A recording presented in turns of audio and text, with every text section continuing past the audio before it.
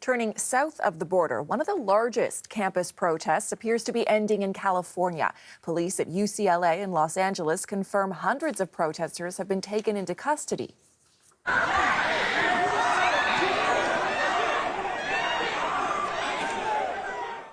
Pockets of protesters are still on campus, but most have dispersed at this point.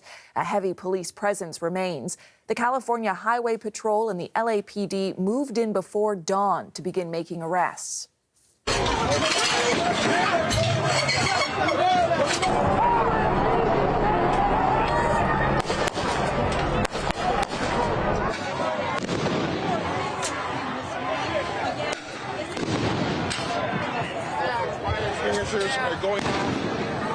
Well, U.S. President Joe Biden defended the right to protest today, but not, he says, if it includes violence or vandalism.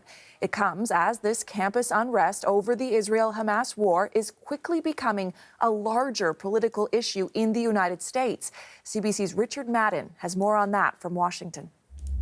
Well, clearly, this issue has vaulted up the priority ladder at the White House, with the campus unrest really spreading across the country.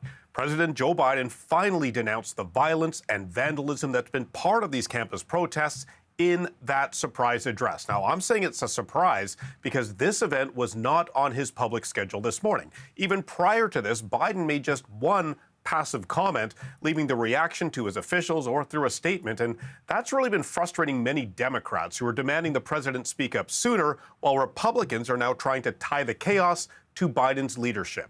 So now we saw Biden using the bully pulpit, condemning anti-Semitism, threats, intimidation, and the destruction of property, while trying to strike a delicate balance by defending the right to protest. Take a listen to the president. Violent protest is not protected. Peaceful protest is. It's against the law when violence occurs. Destroying property is not a peaceful protest. It's against the law. Vandalism, trespassing, breaking windows, shutting down campuses, forcing the cancellation of classes and graduations. None of this is a peaceful protest. Threatening people, intimidating people, instilling fear in people is not a peaceful protest. It's against the law. Now, more interesting developments stemmed at the end of the president's speech. Reporters asked Biden if the protests changed his views about the Gaza conflict, and would he support deploying the National Guard on campus. Biden's answer to both of those questions a resounding no. So clearly this issue appears to be shaping the presidential campaign, because hours earlier, former President Donald Trump weighed in. He's calling for a tougher crackdown on the protesters, and Trump was really pushing this law and order message, ironically, as he was heading into his trial where he's charged with falsifying business records. Take a listen to the Republican frontrunner. This is a movement from the left. These are radical left lunatics. And they got to be stopped now, because it's going to go on, and it's going to get worse and worse. And, you know, they take over countries, okay? And we're not letting them take over the USA. We're not letting the radical left morons take over this country.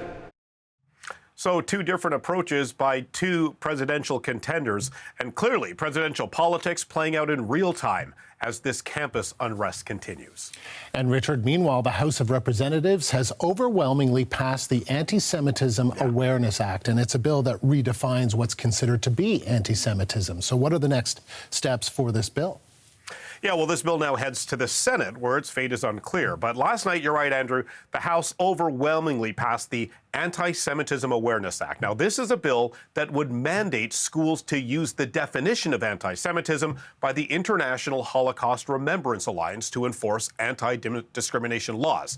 Now, the alliance defines anti-Semitism, in part, as a certain perception of Jews, which may be expressed as hatred towards Jews. Now, this bill received rare bipartisan support from both parties, and it was spearheaded by Florida Democrat Jared Moskowitz. Listen. This is a really important time right now for the Jewish community, with students being scared on campus.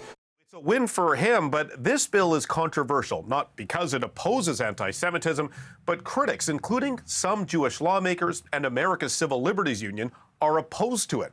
Now, the ACLU wrote this bill could stifle free speech on college campuses by incorrectly equating criticism of the Israeli government with anti-Semitism. It also points out that federal laws already exist targeting discrimination and harassment. So while lawmakers agree on the intent of this bill, not all are on board with its design.